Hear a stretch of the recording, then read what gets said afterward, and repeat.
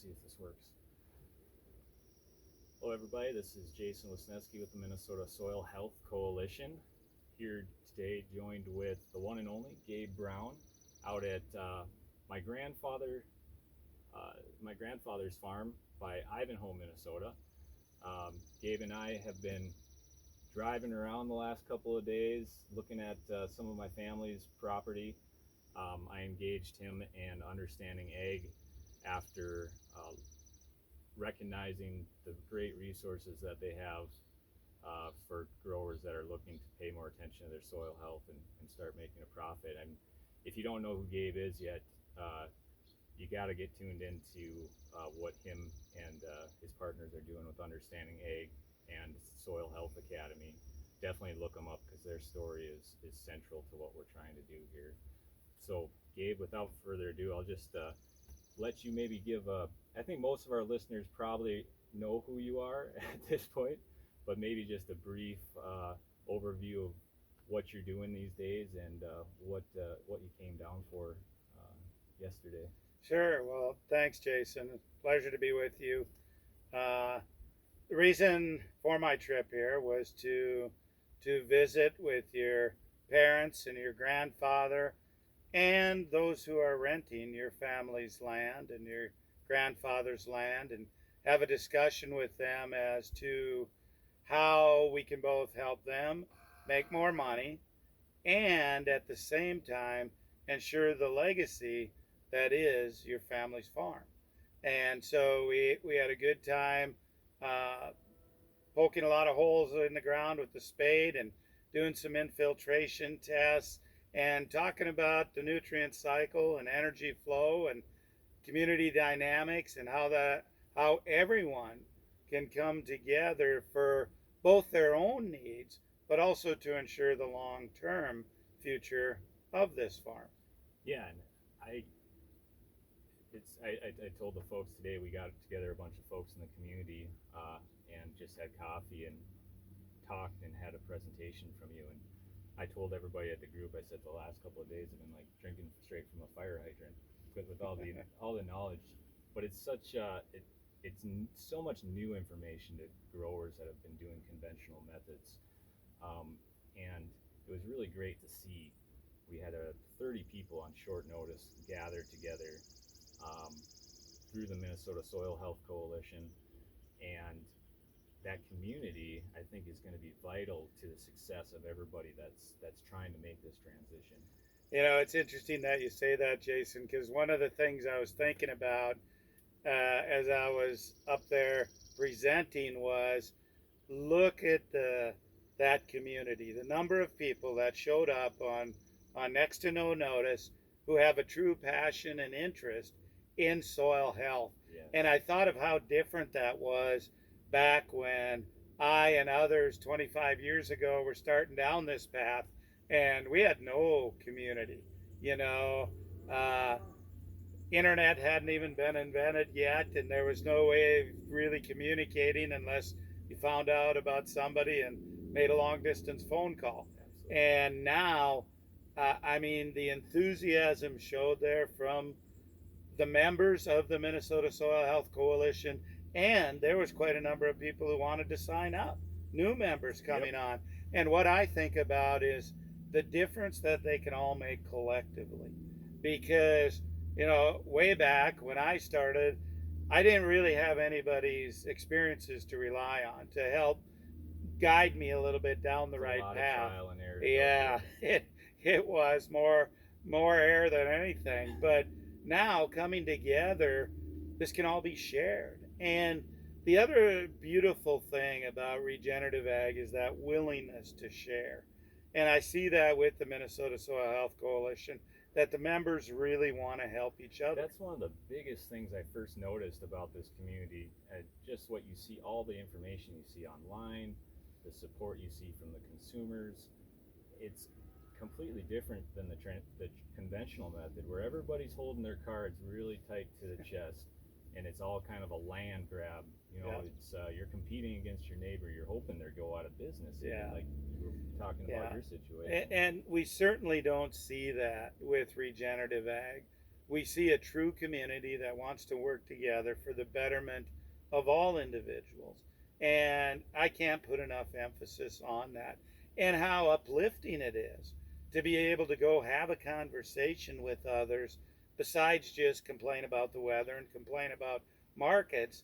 We're like, hey, I tried something new. Let me tell you what that is. And hey, I found that here's a way you could possibly cut input costs and it's an save money. atmosphere all about continuous learning, sharing, and I think that openness comes from the idea that there's more than enough to go around.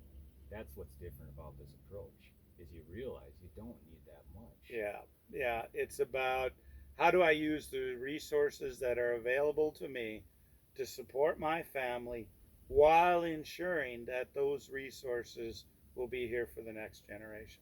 And you can actually look for ways to reduce the amount of time you're putting into effort, reduce your capital tied up in equipment, pay down that debt. I mean, that's the goal. But for a lot of folks, when they, and today was a lot of new people that have never heard about it, were in the room today, and those are the ones I was watching the most closely. When this is a brand new seed, what happens? I mean, when it's a completely new perspective, and there are things to consider. What is the easiest approaches that we should be focusing on first and foremost? Yeah, and as I started my presentation today, always start when talking about profit. How do we increase profitability on a farmer ranch? That's going to grab their attention, because that's why we're in the business, to make a living. And so if we start there, we grab their attention, then we simply lay out how the 6 principles and 3 rules drive the 4 ecosystem processes, and that's constant no matter where we go. Every farm ranch we went to the past 2 days, we could talk about these principles, and they're constant because everyone has soil, and some have more dirt than soil, but we're gonna regenerate that There's into being soil. There's a very clear distinction. There is, but you start there, and then no one can argue with the principles, because there's simply nature's time-tested ecological principles. So we don't need to overcomplicate this. This isn't rocket science. It's hard to argue with millions of years of evolution and natural processes. Yep, the research and development is done for us. Yep. We all learned a lot today, and you touched on, I think the principles, the rules, and the ecosystems, and we can talk all day and go into great detail. But is there a good source for people to learn more about what those are? I think that's a great foundation. Once you understand those basic things, you can branch out. Yeah, and we like to steer people to websites such as the Minnesota Soil Health Coalition, Understanding Ag, Soil Health Academy. There's a lot of good resource material available. We have our online course, Regen Ag 101, which lays out the basics and gets people in the right mindset. Because as you said, this is a change of mindset. You can imagine some of the people there today, this was like talking a foreign language to them. However, it all comes back to the simplicity of it. Okay, how do we work with nature instead of against her? Everybody can relate to that, because if it's going to put more money in their pocket while improving their resource, that's a good thing. And some of the things in our area that we see is, we're in a cooler climate, but we're still focused on warm climate crops. Corn and soybeans is the primary rotation that we see here. So and still a lot of conventional tillage, and you got to see that firsthand. For those guys that this is brand new, what's the first couple of steps that they should take? Yeah, and it has to start with the basics, those 6 principles. We got to farm and ranch in context. You said it. We're trying to grow 2 warm season crops, soybeans and corn, in a cool season environment. Now, I'm not going to tell them to stop doing that, because with revenue insurance, that's going to dictate profitability. They're still going to grow those, but we need to expand the rotation a little bit. we need to get a cool season crop in there, whether it's winter wheat, which allows them then the opportunity to have enough time to grow a more diverse cover crop species prior to that corn crop. We can start adding cereal rye following the corn, and then no-till the beans into that cereal rye. So we do these small steps. We have to absolutely reduce tillage, preferably eliminate tillage, because it's just so destructive to soil health. That is an easier step for some than others, but when they really begin to understand how soils function and how detrimental it is, those are the first steps And we I need like to take. how you put it today. I hadn't heard mycorrhizal fungi described in this way yet, but it's the streets and avenues that all of the moisture and nutrients are carried through. Yeah, And you're like, when you go through with tillage equipment, it's like dropping a nuclear bomb yeah. on those streets. And You're avenues. tearing that apart. You know, so often today in production agriculture, we look towards technology to do things such as precision fertilizer placement, etc. Really, we need to look at how do we work with nature. Nature already provided that for us through mycorrhizal fungi, and then importantly, we have to have mycorrhizal fungi to secrete the glomalin, which is the sticky substance that starts the formation of soil aggregates that holds those sand, silts, and clays together. Because without those soil aggregates, we cannot infiltrate water, and we do not have the home then for biology, and it's the biology that drive the nutrient That's cycle. where it all starts. It Not does. destroying what nature's trying to build. Yeah, like one of my business partners, Shane New, says you need to think like a microbe. You know, that's all this is. What do microbes need to live? Okay, we got to provide them with home, habitat, water, the right temperature. Our management needs to be such that it's conducive for them. They, in turn, will just run their natural life cycle. That'll put more dollars in our pocket. So at the end of the day, that's what a farmer does. We want plants to grow, and nature has figured that out. It doesn't need as much help, not near the help that we have thought we needed to give it. Most growers, that is, for the last 100 years. Yeah, so often production agriculture today is simply mankind trying to impose his or her will on nature. Instead, we need to step back and say, okay, understand how nature functions. What can I do to help it along? Don't disturb the soil. Quit the tillage. Leave armor on the soil surface. Diversify the crop rotation so we're feeding that biology a more diverse mix of root exudates. It's simple steps like this that can have a positive impact on our pocketbook. Yeah, and I think when folks try to understand all of this at once, it can be intimidating, but once you get the principles, and you realize there's some easy steps you can do right away to save yourself a lot of money. You can sell your tillage equipment. I mean, it's a drastic step, but you can stop putting that time on the fields and that fuel cost in. But then another thing I took away from our conversations that really hadn't sunk in was how limiting some of these crops are, like soybeans, to really your flexibility. Yeah, And what you can do. soybeans is one of those crops that, being a legume, it's a good thing, takes atmospheric nitrogen through rhizobia, makes nitrogen available to plants. The unfortunate thing is if we don't have enough then grass type crops in our rotation, we're going to have too much nitrogen, not enough carbon, and then soil health is actually going to decline. And I made the comment today to the group, knowing that most producers there grow corn and soybeans, you will never regenerate a farm only planting corn and soybeans. It can't be done. They look at the monetary gains in 1 year, but we have studies that show that a simple corn followed by cereal rye, followed by soybean, followed by winter wheat, followed the winter wheat then after combining with a diverse cover crop mix is more profitable than a corn bean rotation. And that's hard for a lot of people to understand, but we have the data that bears that out. And that's due lowered input costs. It's due to the fact, right, that you're able to cycle more of that solar energy, get the diversity to drive the nutrient cycle, drive the water cycle, drive the mineral cycle, and that puts more money in our pockets while improving the resource. I was really struck by the numbers that you were showing about the resources that are available in every farm that you've been on, and the pictures of the plants that grow on a rock. Yeah. And their ability to use that acid.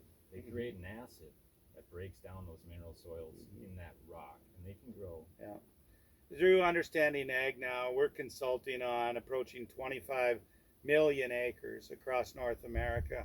So we've done this total nutrient digestion test on hundreds of farms now.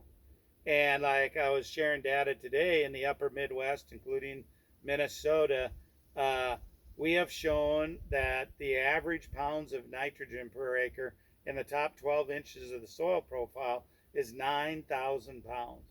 The least on any of the farms we tested was 4,000 pounds. Average phosphorus, 2,300 pounds per acre. Average potassium, 11,000 pounds per acre. My whole point being, farms and ranches are not short on nutrients. They're short on the biology that's needed to cycle those nutrients. If we focus, as Shane says, think like a microbe, we're going to be able to harness more of those quote unquote free nutrients that are already there in our farm, and we don't have to write checks. That's a good thing. Oh my gosh. I like you're saying, sign the back of the check instead of the front of it. Yeah. The only one expense you're going to have, though, is your agronomist to quit giving you caps. So stock up on your caps. Yeah. Great. Well, so that was the biggest takeaways, I think, is I was trying to find out, as I talk to other growers, what are some of the easiest steps they can make? It's just a psychological thing primarily to get over with no-till. There's some research and some thought that has to go into it, but that's a really critical step. And then we're talking about switching up the rotation, adding some cereal grains, seeing if you can get by without the soybeans, because that doesn't allow you to do a double crop in our climate. And it's small steps. You're not going to do this overnight. We're with all the clients we work with, we don't ask them to make wholesale changes right away. Every person out there has a different aversion to risk. So we take them where they're at and move them forward at a pace that they feel comfortable with, that their banker feels comfortable with, but in a way that increases their profitability. Because once they see not only soil health improving, but greater profitability, they're going to move at a faster pace. Yeah, and with saying that, there are some folks that will just dip their toe in and just do one practice without the other, and that can be if you don't see the results by doing some of the things together, it can take a long time to get to the point where it can. It's taken me over 25 years to get my ranch to the point it is, but in saying that, I didn't know what I didn't know. If I was starting over today, it'd be easy for people to do in 5 years what it took me 25 years to do. Wow. And so it all depends on the person looking back at you in the mirror. What is that person's aversion to risk? What are they willing to do? They need to move forward at a pace that's comfortable to them. And there is a ton of resources out there. I know I've spent many hours watching the recorded webinars on understandingag.com. You've got the Regen Ag 101 course we talked about. So the information's out there. It's a really open, transparent community. Everybody's trying to work together, which is really cool. And that's what I think this Soil Coalition, Health Coalition is all about. So Yeah, don't be afraid to talk to each other and share. It's a really good community to be a part of. And if you haven't picked up Gabe's book, Dirt to Soil, that's a really good primer. I read it and just devoured it within a week or a few days, and was immediately on the ringer with Gabe. His team is just awesome. They've got very responsive, and they've built out a strong network. So we don't have to do this alone, Yep. and I think that's really encouraging. Once other people see that a community's forming around it, it makes them more interested, and you'll start to. I think we're going to see a lot more people moving towards the regenerative path. Yeah, that's right. Look forward to it. All right, thank you, Gabe, so much. This has been an awesome couple of days learning and picking your brain, and good luck to you and all your future endeavors. This is going to be a fun thing to watch unravel. Yeah, hold on for the ride. Thank you, Jason. That was great. That was easy.